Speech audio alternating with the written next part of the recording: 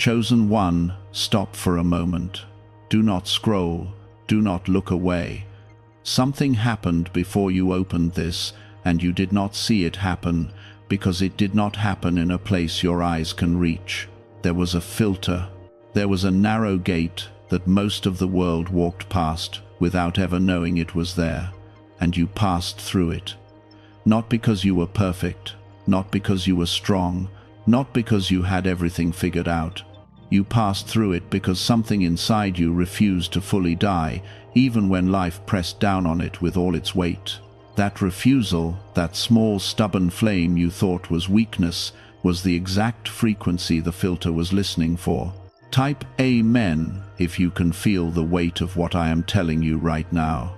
I want you to understand what a filter really is, because the word may sound cold and mechanical, and what I am describing is neither. A filter is not a punishment. A filter is not a wall built to keep people out. A filter is a threshold that only certain conditions can cross. Sunlight passes through glass, but stone does not. Water passes through sand, but oil sits on top. Nothing is being judged. Something is simply being recognized. And what was recognized in you today was not your resume, not your bank account, not your reputation, not the version of yourself you present to people who do not know you. What was recognized in you was the part of you that has been quietly aching for truth for longer than you can remember. You have felt out of place your entire life. I know this because I placed that feeling in you deliberately. That sense that you did not quite belong to the rooms you sat in, the conversations you nodded through, the routines you performed while your mind wandered somewhere far away. People called you distant. People called you too sensitive, too intense, too much or too quiet or too strange. What they were actually detecting was a signal running underneath your personality that they could not decode. They were not wrong that something was different about you. They were only wrong about what it meant. Most of the world is not asleep because they are foolish. They are asleep because sleep is comfortable and waking hurts. There is a heaviness that comes with seeing clearly, a grief that arrives when the illusions fall away and you realize how much of what you were taught was designed to keep you small, obedient, and easy to manage. The filter you passed through today is not a reward for cleverness. It is a threshold for those who chose to keep their eyes open, even when closing them would have been easier, and you chose that. Over and over, in 1,000 small moments no one clapped for, you chose that. Before we go further, gently press the like button. Not for numbers, not for algorithms. Do it as a small physical act of agreement, because your body needs to participate in what your spirit is receiving. Something shifts when you move your hand in the direction of what you believe. Let me tell you about a man I will call Elias, because his real name does not matter and his story belongs to more people than just him. Elias worked 19 years in a warehouse in a city that never remembered his name. He drove the same route every morning past the same closed shops and the same overpass with the same cracked concrete. He was not unhappy exactly. He was something worse. He was numb. And numbness is the most dangerous condition a soul can live in, because pain at least tells you that you are alive and reaching for something better. One night Elias could not sleep. Not the ordinary kind of sleeplessness where your mind replays your day. Something in him was pacing. He got up at 2 in the morning and sat on the edge of his bed in the dark and asked a question he had never allowed himself to ask out loud. He said, "Is this all there is?" And there was no thunder. There was no voice from the ceiling. There was only silence and the sound of a refrigerator humming in the next room. He went back to bed feeling foolish. But something had already happened, and he would not understand it for 3 more years. That question was the filter. That was the moment, not the answer, the question. Because the filter does not respond to people who have everything figured out. It responds to the ones who are willing to admit they do not. The proud stay outside. The certain stay outside. Not because a hand pushes them back, but because certainty is dense, and dense things do not pass through thresholds made of light. You passed today because at some point recently, maybe last week, maybe last night, maybe an hour ago, you admitted that you did not know, and that admission was your key. I want you to sit with that, because everything you were taught about spiritual worth is inverted. You were taught that the ones who advance are the ones who know the most, who can quote the most, who can defend a position most skillfully in an argument. And I am telling you plainly that knowledge accumulated for the purpose of defense is one of the heaviest substances a person can carry. It does not rise, it sinks. The ones who pass through are not carrying answers. They are carrying an open hand and a question they are not ashamed of. There is a reason a child perceives more than an adult. Not because a child is wiser, because a child has not yet been trained to close the aperture. Every year of your education, formal and informal, was in part a narrowing. You were shown which perceptions were acceptable and which would earn you ridicule, and you learned quickly, because children always do. And so, by the time you were 15, most of what you could see had been filed under imagination and locked away. What is happening to you now is not the arrival of something new, it is the unlocking of that cabinet, and that is why it feels strangely familiar, as though you have been here before.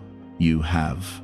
You were here at 6 years old, lying in the grass, looking up, feeling that the sky was aware of you, and then you were taught that was a fantasy, and you believed the teaching, and you spent 30 years proving to yourself that you had outgrown it. You did not outgrow it, you suppressed it. And suppression is not maturity. It is a kind of long, polite self-injury that everyone around you applauds. Elias started noticing things after that night. Small things. He would think of a name, and that person would call him. He would feel a pull to take a different road home, and later hear about an accident on his usual route. He began to dream in symbols he half remembered. He told no one, because he had learned early in life that saying such things out loud gets you labeled. And here is what I want you to hear. The moment you begin to perceive, you also begin to censor yourself. That is normal. That is not failure. But it is a phase you must eventually outgrow. Type 777 if you have ever silenced yourself to keep the peace with people who could not follow where you were going. There is a teaching older than most of the religions you were raised near. It says that spirit fell into matter and forgot itself. That the forgetting was not an accident but a condition of the descent, the way a diver must hold his breath to enter the water. And the whole of a life, all of it, every heartbreak and job and illness and reconciliation is the slow process of remembering. Not learning something new, remembering something ancient. When you feel that strange grief that has no cause, that ache that arrives on ordinary afternoons for no reason at all, that is not depression. That is memory pressing against the wall of forgetting. You have been trying to fix that ache with things that were never designed to reach it. Distraction, achievement, approval, substances, relationships, endless scrolling that leaves you emptier than when you started. None of it worked, and you began to think there was something broken in you. There is nothing broken in you. You have been trying to feed a hunger of the spirit with food meant for the body, and that will never satisfy, no matter how much of it you consume. Think of a man who is thirsty and keeps eating bread. Every bite is real. Every bite is nourishing in its own category. And yet the thirst grows, and he becomes convinced that something is wrong with his body because he is doing everything right and getting worse. Nothing is wrong with his body. He is answering the wrong question. That is your entire life until this moment. Not a failure of effort, a failure of category. And notice how much shame you have carried about that. Notice how you have privately concluded that other people must have some knack for contentment that you were never issued. They do not. Most of them are as thirsty as you are. They have simply become more skilled at not noticing, and they call that skill maturity, and they will pass it to their children as though it were a gift. Now, here is the harder part, and I will not soften it, because I did not bring you this far to comfort you with pleasant lies. Passing the filter does not make your life easier immediately. In many cases it makes it stranger, lonelier, and more demanding. Because once you can see, you cannot unsee, and you will find yourself surrounded by people who are living inside a story you no longer believe. You will sit at dinner tables and feel like a visitor from another country. You will hear conversations about things that used to matter to you and feel nothing but a distant, tender pity. That loneliness is real, and I will not pretend otherwise. But understand what it actually is. It is not abandonment, it is the space between the old room and the new one.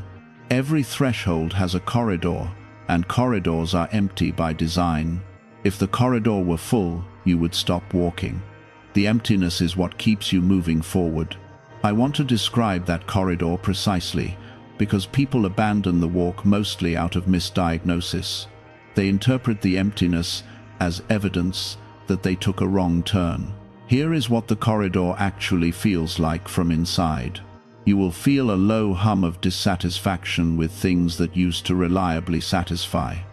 Food will taste slightly less interesting. Entertainment will feel thinner. Praise will land and then slide off instead of sticking. You will wonder whether you are becoming depressed. You are not. Your palate is changing. The system is being retuned to detect a finer signal, and during retuning, the old frequencies come through weakly. You will also find yourself unusually tired for no medical reason. Tests will come back normal, doctors will shrug. That tiredness is not physical in origin. Reconfiguration is expensive. Something in you is doing enormous internal work and drawing power from every available source. Sleep more. Do not fight it. Do not moralize about productivity while your foundation is being poured. And you will have moments, usually late at night or early in the morning, of extraordinary clarity that vanishes by lunch. Write those down. Not to preserve the information, to train yourself to take them seriously. The habit of taking your own clarity seriously is one of the most difficult things a person can learn, especially if you were raised by people who taught you to distrust yourself. There is another feature of the corridor that nobody warns about, and it catches people badly. You will begin to remember things you had forgotten, not pleasant nostalgia. Specific, textured memories from decades ago that arrive uninvited while you are washing dishes. A hallway, a tone of voice, the particular quality of light in a room where something happened that you decided long ago not to think about. This is not your mind malfunctioning. This is the house being cleared. You cannot carry a sealed room into a new structure. The seal has to break, and when it breaks, whatever was inside comes out into the open air, and it will smell like it has been sitting for 30 years, because it has. Let it come. Do not analyze it to death. Do not build a case against anyone. Simply allow the memory to finish arriving, and then let it leave, and notice that you survived its arrival, which is the only thing you were ever actually afraid of. Elias experienced this. He tried to explain his dreams to his brother, and his brother laughed and changed the subject. He tried to tell a co-worker about the pull he felt to leave his job, and the co-worker warned him about the mortgage and the market and his age. Every voice around him pointed backward, and for 8 months Elias listened to them and pushed the whole thing down and went back to numbness, and the numbness was worse the second time because now he knew it was a choice. That is the part I need you to avoid, the return. Many people pass the filter and then walk back through it voluntarily because the corridor was uncomfortable. You can do that. Nothing will stop you. But you will carry the memory of the doorway for the rest of your life, and it will visit you at 3 in the morning when you are old, and you will wonder what would have happened. Type 1111 if you are choosing forward. I want to be honest with you about why people turn back, because the reason is almost never what they say it is. They say it was practical. They say the timing was wrong, the finances were wrong, the family needed them. Those things are usually true, and they are almost never the real reason. The real reason is that moving forward requires you to disappoint someone whose approval has been holding your identity together. Look at that carefully. There is a person in your life, and you know exactly whose disappointment you have organized your entire existence around avoiding. It may be a parent, living or dead. It may be a spouse. It may be a version of a community, a church, a group of friends, a father who died 15 years ago and whose voice still narrates your decisions. And every genuine step you have refused to take, you refused because that step would have registered as a betrayal to that voice. I am not asking you to become cruel.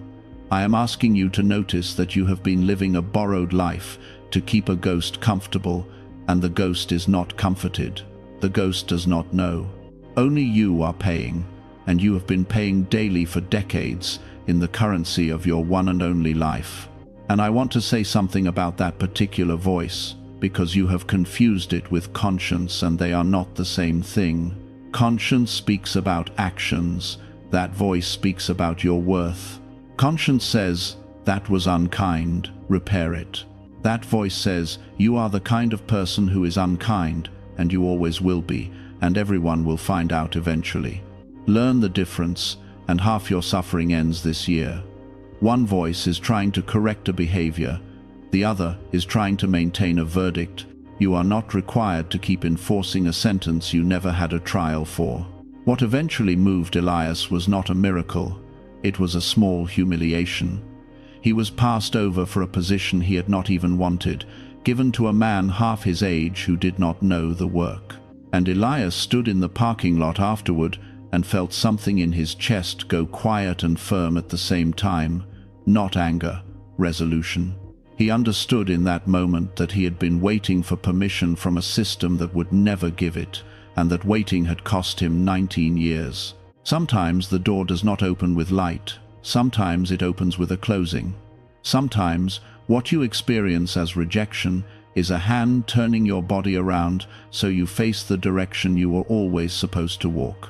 You have been mourning closed doors that were never doors at all. They were walls, painted to look like doors, and I let you push against them until you were exhausted, so that when the real opening appeared, you would not mistake it for another wall. Look back at your own life now, not with the story you have been telling, with clear eyes, that relationship that ended and shattered you, that opportunity that collapsed at the last moment, that betrayal from someone you trusted completely, that illness that took a year from you. I am not going to insult you by calling those things good. Some of them were terrible, but I will tell you this, not one of them was wasted. Each one removed something from you that could not have passed through the filter. Attachment, illusion, dependence, the need to be understood by people who were never going to understand.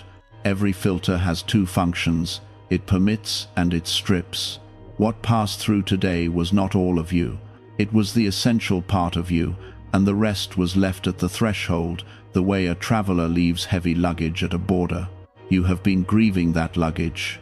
You have been standing on this side of the door mourning things that could not come with you, and I have been waiting patiently for you to turn around and look at what is ahead instead. Gently pause here. Take one full breath in and let it out slowly. That breath is older than your body. It has been happening since before you had a name. I want to say something about that breath, because you will treat it as a poetic flourish, and it is not. Every mystical tradition that has ever endured, regardless of language or century, arrived independently at the same conclusion, which is that the breath is the seam.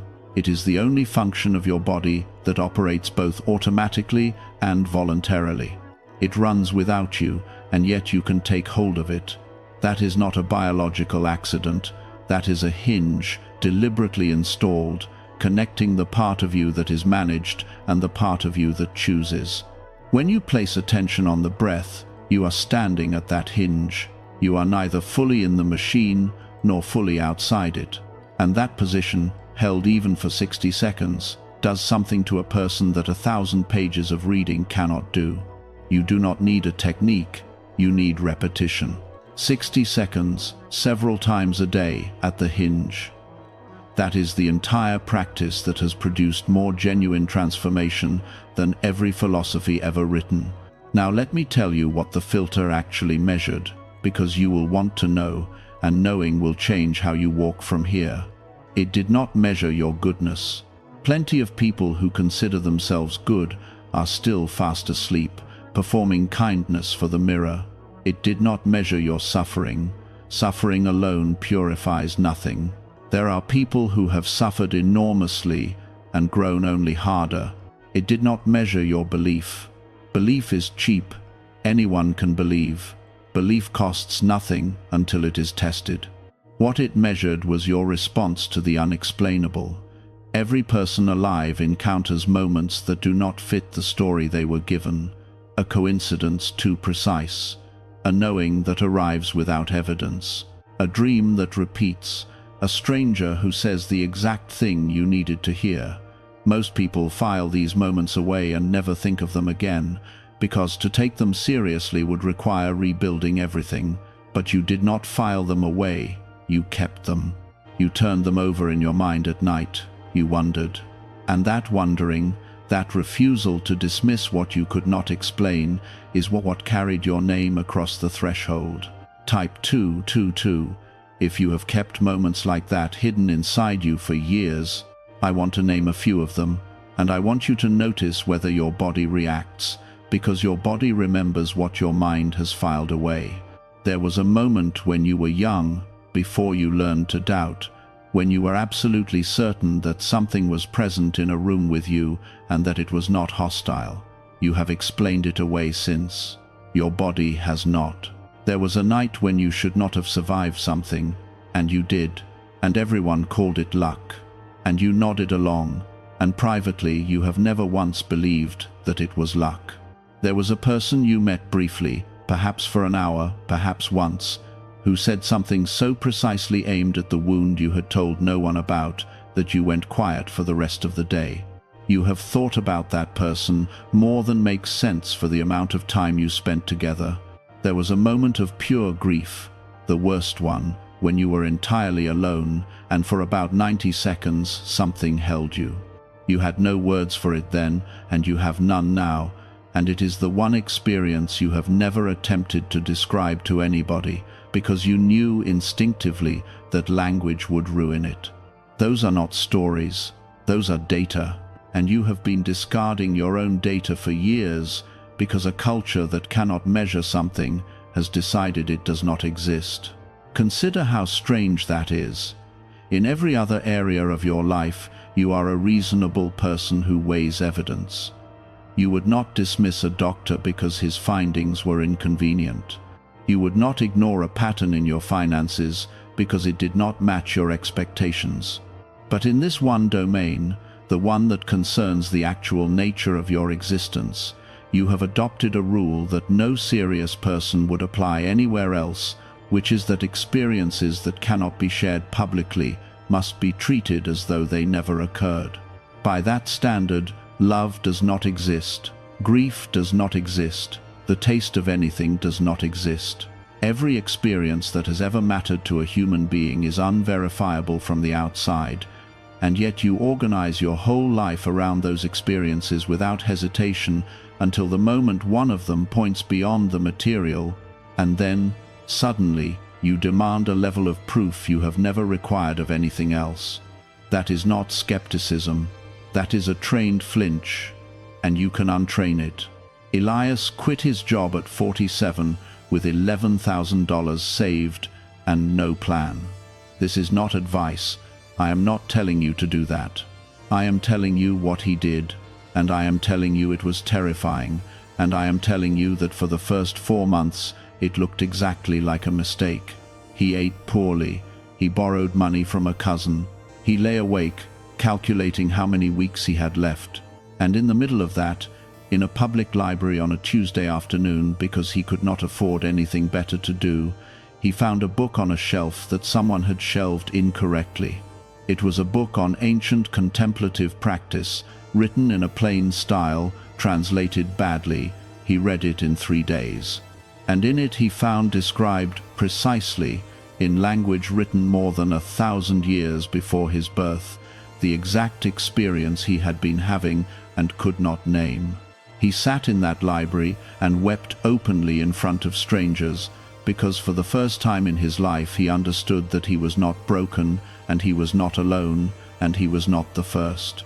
This is what I want for you. Not the crying in the library, the recognition, that moment when you realize that what you have been carrying in secret has a lineage, that others walked this exact corridor, that there is a name for the ache, and the name is not illness, because here is what the world does to people like you. It pathologizes your perception. It gives you a label for your sensitivity and a prescription for your longing, and it tells you the goal is to become normal again. And sometimes those tools are necessary, and I will never tell you to refuse help. But understand the difference between healing and flattening. Healing restores your capacity, flattening removes it. Do not let anyone flatten you in the name of helping you. You are not too much. You were built with a wider aperture than most, and a wider aperture lets in more light and more darkness both. That is the trade. You did not choose it. You were made this way for a purpose you are beginning to approach. And I want to speak to the cost of that aperture, because nobody warns you and then you blame yourself. A wide aperture means you feel the room before anyone speaks. It means you know when someone is lying and you cannot prove it, and you sound paranoid when you say it. It means crowds exhaust you in a way you cannot explain to people who find crowds energizing. It means the news does not slide off you the way it slides off others, and you have to ration your exposure like a man with a damaged liver rationing wine. None of that is fragility. That is a receiver with the gain turned up, and a receiver with the gain turned up must be managed differently than one turned down. You are not required to endure everything everyone else endures. You are required to protect the instrument, because the instrument is the assignment. So build the walls. Leave the party early. Do not apologize for the quiet room. The people who mock your need for solitude are not stronger than you. They simply do not receive as much, and so they are not required to metabolize as much, and they have mistaken that difference for virtue. There is something else you need to hear, and it may be the hardest thing in this entire message. Some of the people you love will not come with you, not because they are bad, not because they failed, because their time is different from your time, and their corridor opens on a different year, and you cannot drag anyone through a threshold.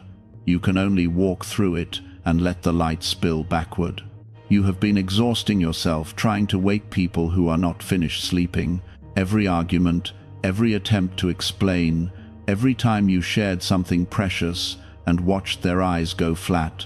Stop, not out of coldness, out of respect. Their sleep is not your responsibility. Your walking is. And the strange truth is that nothing you say will ever move them, but the way you live might, years from now, in a moment you will never witness. Type 333 to release the people you have been carrying. I want to be gentle here because this is where the real grief lives. It is not the loss of a job or a house that breaks people. It is the discovery that someone you would die for cannot come with you into the only thing that has ever mattered to you. That is a loneliness with no vocabulary. You can be married for 30 years and sit beside a person nightly and be entirely unaccompanied in the only room that counts. And you have tried. You have tried so many times. You have found the right article, the right conversation, the right gentle opening, and every time you have watched a door close behind their eyes, politely, with love, and you have felt something in you fold up and put itself away. Stop trying, not forever, for now, because here is what happens. When you stop pushing, you stop being a threat. And when you stop being a threat, people begin, very slowly, to become curious. Nobody has ever been argued into an awakening, but thousands have been drawn into one by watching a person become unmistakably more peaceful over a period of years without explaining why. Let your life do the talking. It is slower, and it is the only method that has ever worked. And there is one more thing about the people who cannot follow you. You are going to be tempted, in a year or two, to feel superior to them. It will not announce itself as superiority, it will feel like clarity. You will look at someone caught in the same loop for the 5th year, and something in you will say quietly, I am past that now. The moment that thought appears, understand that you have just walked backward through the doorway without noticing. Because whatever you have been given was not given to elevate you above anyone. Contempt is the surest sign that a person is holding a genuine light in an ungenuine hand. The proof of real sight is tenderness. If what you are receiving is making you harder toward ordinary struggling people, then something has been misappropriated somewhere, and you should stop and check the wiring. Elias never became famous. I want you to understand that, because the stories you are usually told end with wealth and recognition and vindication, and those stories are lies designed to keep you chasing. Elias ended up working with his hands, repairing old furniture in a small shop, and he made less money than he had at the warehouse. But he woke up before his alarm. He hummed while he worked. He noticed the grain of wood, the way a man notices the face of someone he loves, and people who came into that shop left feeling lighter and could not explain why. That is what victory actually looks like, not applause, coherence. The state in which what you do and what you are stop being two separate things. Coherence is the rarest condition on this earth. Almost every person you pass on the street is running two operations at once, an internal life and an external performance. And the energy required to keep those two from colliding consumes nearly everything they have. That is why people are so tired, not from work, from the maintenance of the gap. Close the gap, and the tiredness lifts. That is not a metaphor. Watch what happens to someone who finally tells the truth about something they have been hiding for 20 years. They age backward in a week. The relief is physical. The gap was the weight. You have been managing a gap. You know exactly where it is. There is a domain of your life where what you present and what is true are not the same, and you have justified it for good reasons, and the justification is intelligent, and you are still paying for it every single day in a currency you cannot afford. You do not have to fix it today, but stop pretending it is free. You have been measuring your life against a scale that was handed to you by people who did not know you and did not love you. Income, status, milestones by certain ages. And every year you fell short by that measure, something in you contracted with shame. Put the scale down. It was never calibrated for someone like you. You are not failing at their game. You are playing a different one, and the scoring is invisible to them, and that is exactly why they cannot help you. Now I want to speak to the fear, because it is sitting right there and pretending to be reason. The fear says, what if I am imagining all of this? What if I am just a person who wants to feel special? What if this is comfort dressed as revelation? And I want you to know that the fact that you ask that question is itself evidence. The self-deceived never doubt. Doubt is the sound of an honest mind, and honest minds are precisely what the filter selects for. You will not receive certainty, not the kind you want. You will receive something better and more difficult, which is a quiet, growing familiarity. The way you know a person's footsteps in the hallway without seeing them. You will begin to recognize the texture of truth when it arrives, and you will not be able to prove it to anyone, and eventually you will stop needing to. I want to describe that texture so you can identify it when it comes, because the ability to distinguish genuine guidance from anxiety dressed as guidance will determine most of your next decade. Anxiety is loud, fast, and urgent. It insists on immediate action. It threatens. It says, if you do not do this right now, everything collapses. It has a metallic quality. It shortens your breath. And it always has a specific catastrophe attached. Genuine guidance is quiet, patient, and repetitive. It does not threaten. It does not shorten your breath. It arrives, and if you ignore it, it returns 3 weeks later, unchanged, without resentment, saying the same thing in the same tone. It will wait years. It is not in a hurry, because it is not afraid. That is your test, and it is nearly infallible. Urgency is almost never from above. Anything that pressures you to act immediately, before you have had time to sit with it, is coming from the machinery, not from the source. The source can wait. The source has already waited longer than you can imagine. There is a second test, and you will need it for the times the first one is unclear. Ask what the instruction requires you to become. Genuine guidance always makes you smaller in the ways that do not matter and larger in the ways that do. It will ask you to be more patient, more honest, more willing to be misunderstood. It will almost never ask you to be more impressive. If a voice inside you is directing you towards something that will primarily make people admire you, sit down and wait. Not because admiration is evil, but because the appetite for it is so enormous in every human being that it will happily disguise itself as calling. Wait a month. If the pull is still there without the audience attached, it is real. Let me describe what the next season looks like, so you recognize it when it comes, and do not mistake it for something going wrong. First, things will get quieter, invitations will slow, certain friendships will fade without any dramatic ending, just a gradual reduction in contact until one day you realize you have not spoken in a year. This is not punishment, this is subtraction making room. Second, you will lose interest in things that used to hold you, shows you loved, debates you enjoyed, ambitions you nursed for a decade. You will feel guilty about this, as if you are betraying an earlier version of yourself. You are not. That version completed its assignment and is being honorably retired. Third, your dreams will intensify, not always pleasant ones. The subconscious clears house when the conscious mind finally gives it permission. Let it. Do not interpret every symbol, just receive them. Fourth, you will meet people you recognize immediately, complete strangers who feel like relatives. You will speak to them for 10 minutes and skip 40 years of small talk. Guard these connections. They are not accidents, they are the rest of your family arriving on schedule. Fifth, and this is the one that surprises people, you will become more ordinary on the outside, not less. Less need to be interesting, less need to be noticed. You will find enormous relief in unremarkable days. Sixth, your relationship with money will change in a way that has nothing to do with the amount.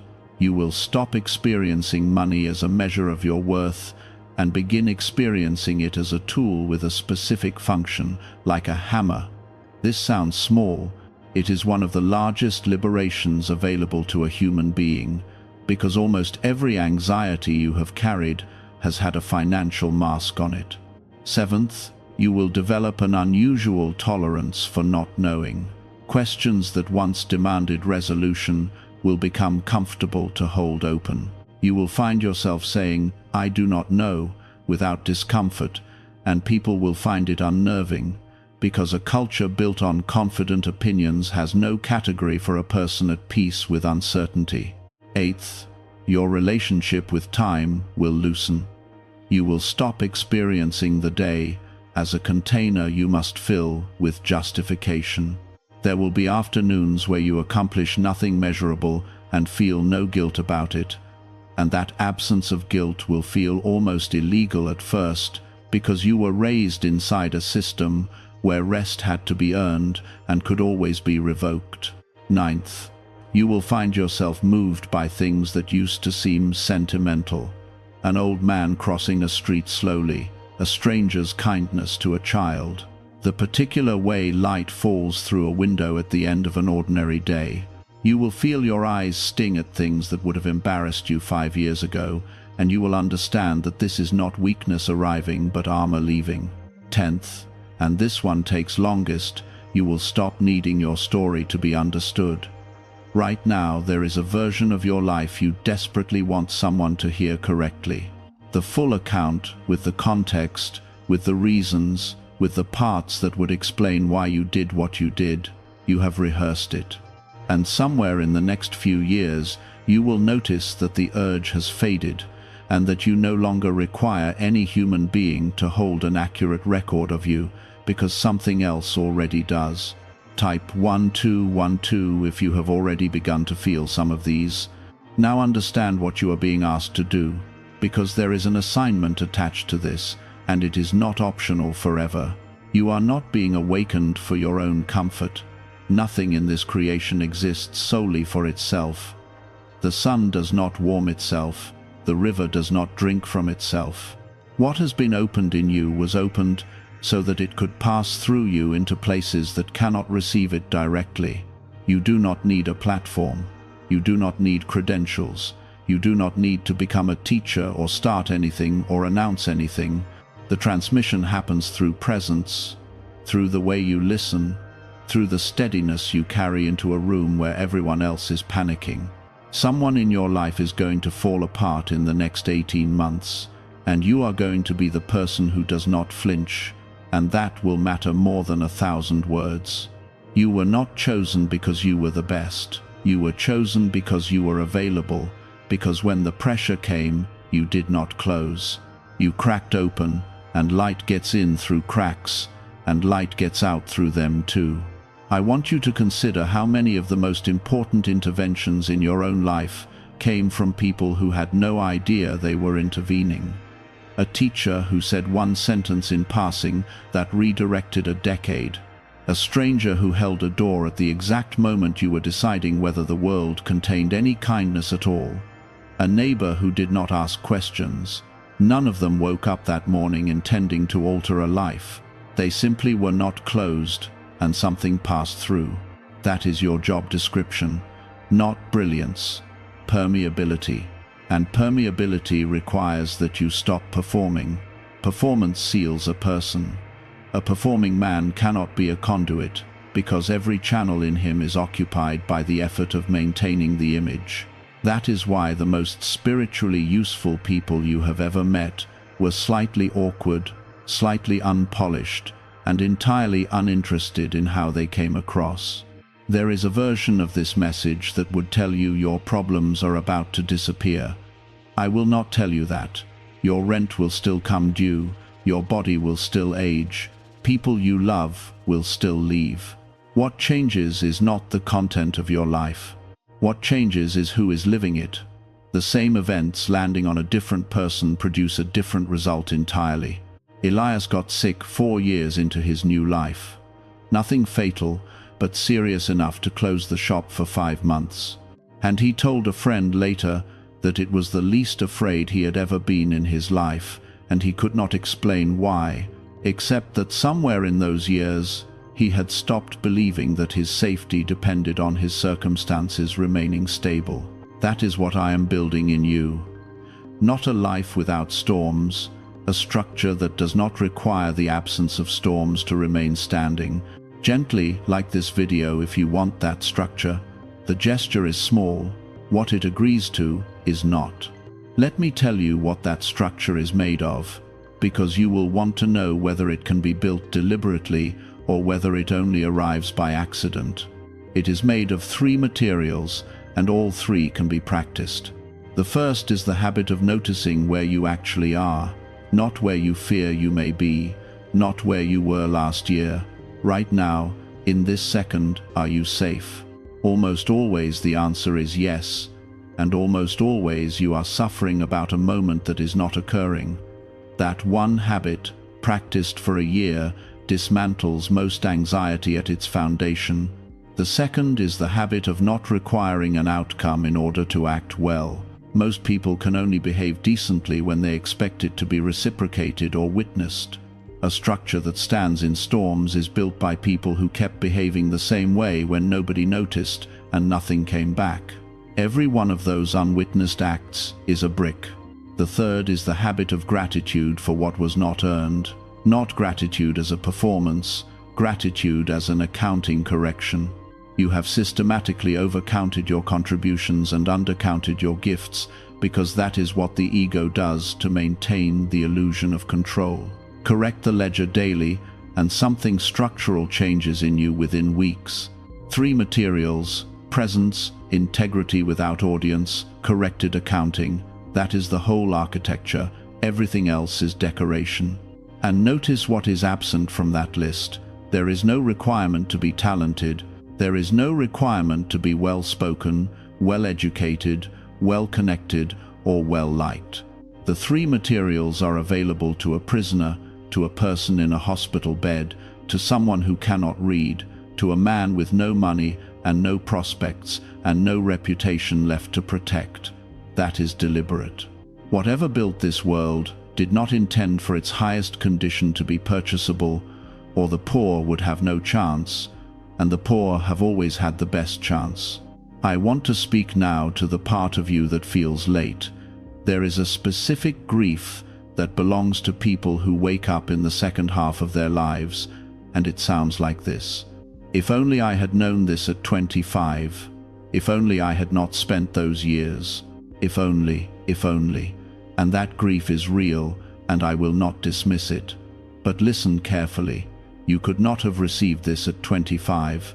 The container was not built yet. Everything that happened in those years was the construction of a vessel strong enough to hold what is being poured into it now. Pour this into a 25-year-old version of you, and it would have cracked the walls. You are not late.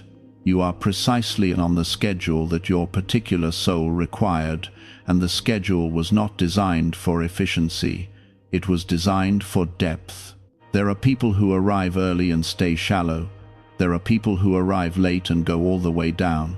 I would rather you be the second, and I suspect, if you are honest, so would you. And consider this. Everything you learned in those so-called wasted years is exactly what qualifies you to reach the people you are going to reach. A man who has never been broke cannot speak to a man who is drowning in debt.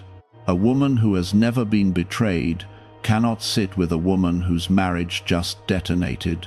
Your credentials were not earned in a classroom. They were earned in the years you are ashamed of, and they are the only credentials that anyone in genuine pain has ever respected. Your wound is your license. That is not a comforting phrase. It is a structural fact about how healing moves between human beings. It travels along the line of shared experience, and it will not travel any other way. So, stop wishing away the very thing that makes you useful. Now, about the years ahead. I am not going to give you dates because dates would make you passive. You would sit and wait instead of walking, but I will give you a shape. There is a period of consolidation coming, roughly the next several months, where nothing dramatic happens externally, but a great deal settles internally. Do not panic during this. Do not interpret quiet as abandonment. You are being reinforced, the way concrete cures before weight is placed on it. After that, there will be an opening, something practical, a door, a person, a request, a chance encounter that leads somewhere. It will not announce itself as significant. It will look small and slightly inconvenient. Take it anyway. The important ones almost always look small and slightly inconvenient at first. Then there will be a testing, not a punishment, a load test. Something will pull at the old patterns, the old fears, the old need for approval, and you will see clearly whether the new structure holds. It will hold better than you expect, and not as well as you hope, and both of those are fine. And then there will be a widening. Your life will become larger in a way that is difficult to describe. Not busier, larger, more room inside it. More capacity to hold contradiction, to hold other people's pain without absorbing it, to hold joy without gripping it. Type 555 if you are willing to walk that whole arc without demanding to see the end first. I want to warn you about the testing specifically, because that is where people lose years. The testing will not look spiritual. It will look mundane and slightly humiliating. It will arrive as a person who treats you unfairly in a small matter. It will arrive as a bill you did not expect. It will arrive as a moment when someone gets credit for your work, and you have to decide, in about 4 seconds, whether you are going to defend yourself or let it go. That 4-second decision is the entire test, not the grand crisis you have been bracing for. The 4 seconds, and here is why. Grand crises come with adrenaline, and adrenaline makes people temporarily better than they are. Small indignities come with nothing. There is no chemical assistance. Whatever you actually are is what shows up. That is why the tests are small. Small tests measure accurately. So watch the small ones. Watch the moment in traffic, the moment in the checkout line, the moment when a family member says the thing they always say. Those are the examinations, and you have been failing them for years while waiting nobly for a large one that will never come. And when you fail one, and you will, notice how quickly the old system tries to convert that failure into a verdict about your whole nature.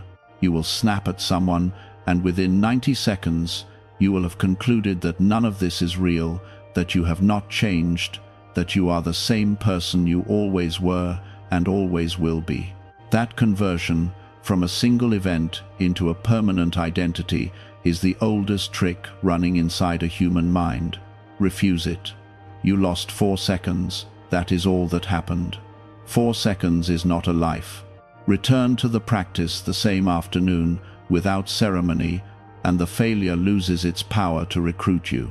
I want to return to the filter one more time, because I have not told you the most important thing about it.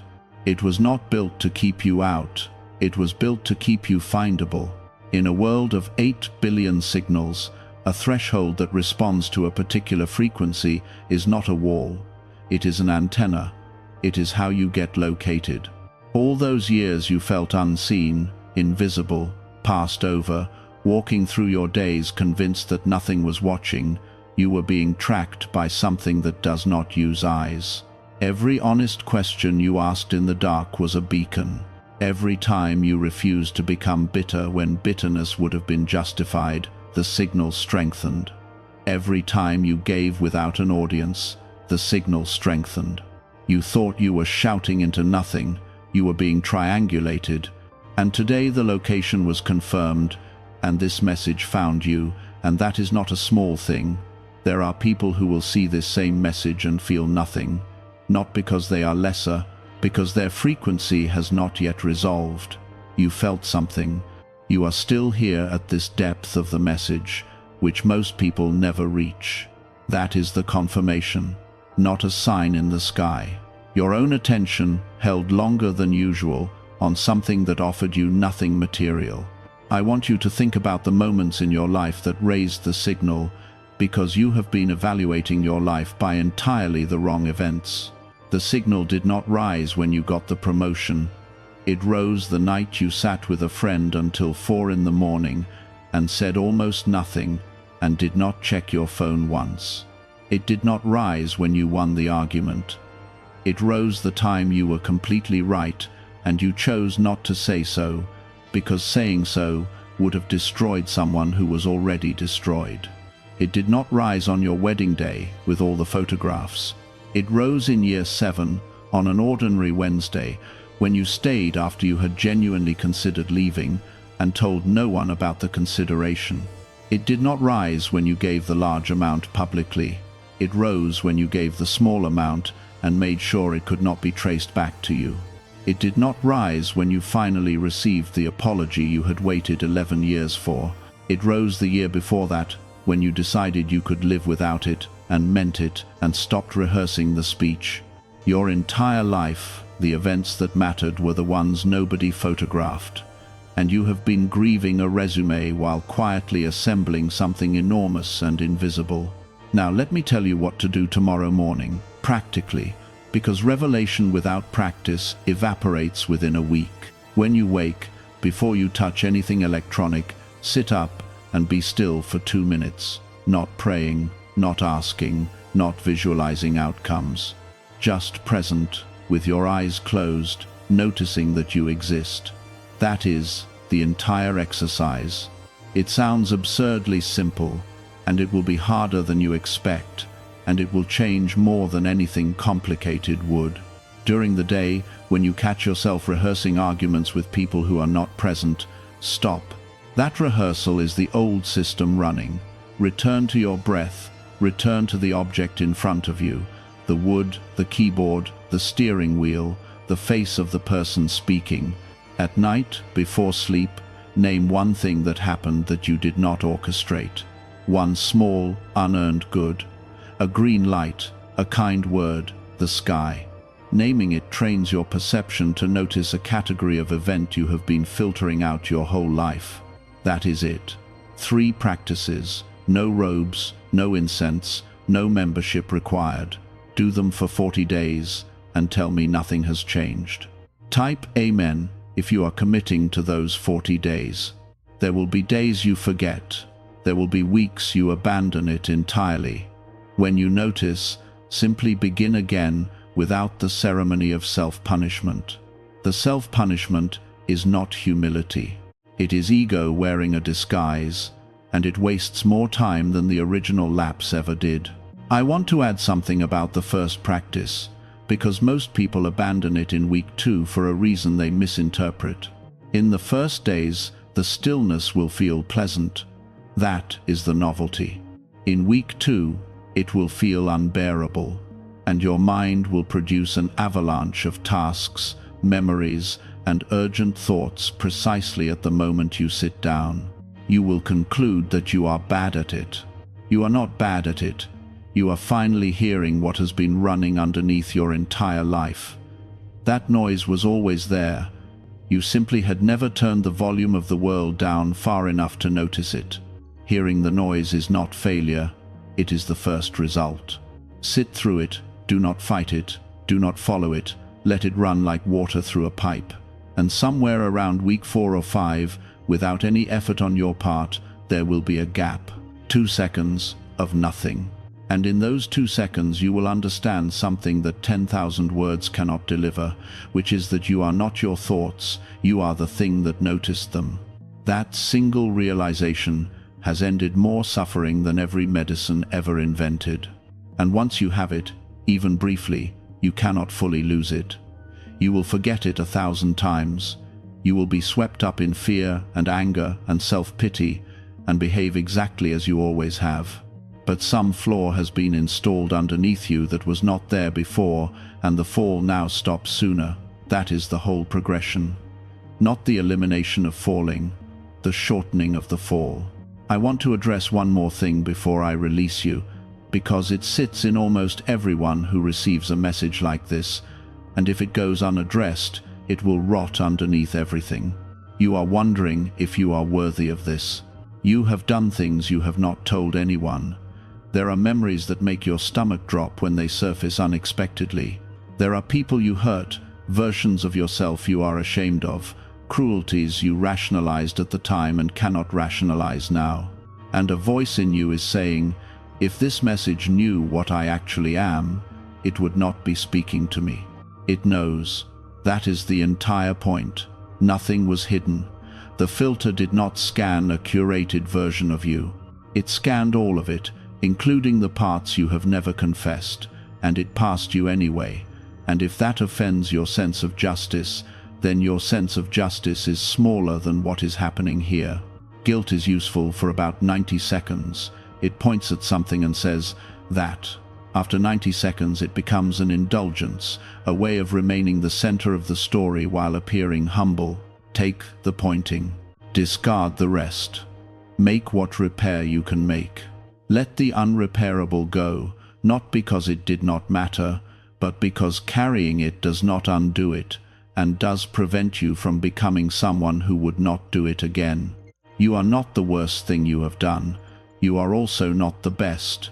You are the thing that continued afterward, and continuing is the only real evidence of a soul. And let me speak directly to the one memory. You know the one, not the general category of your failures, the specific one that surfaced just now when I said the word and made your chest tighten. I want you to understand something about that memory. It has been functioning as a lock. Every time you approach something good, something expansive, something that would have required you to believe you deserved a decent life, that memory activated and pulled you back, and you have called that conscience. It is not conscience. Conscience produces change. What that memory produces is paralysis, and paralysis serves nothing and nobody, least of all the person you harmed. If they could speak to you now, most of them would not want what you have been doing to yourself. They would want you to become someone incapable of doing it again. That is the only meaningful restitution available in a universe where time runs one direction. So become that. Not because you have earned forgiveness, because becoming it is the only thing left that helps anyone. Now, I want you to notice something about the last hour. You gave your attention to something that offered you no product, no entertainment, no dopamine spike. In an economy designed entirely around capturing and monetizing your focus, you spent it on something interior that is not passive. That is one of the most radical acts available to a person alive right now. Attention is the only currency of the spirit. Everything you become is a consequence of where you have placed it, and you have just placed it here, at length, without external,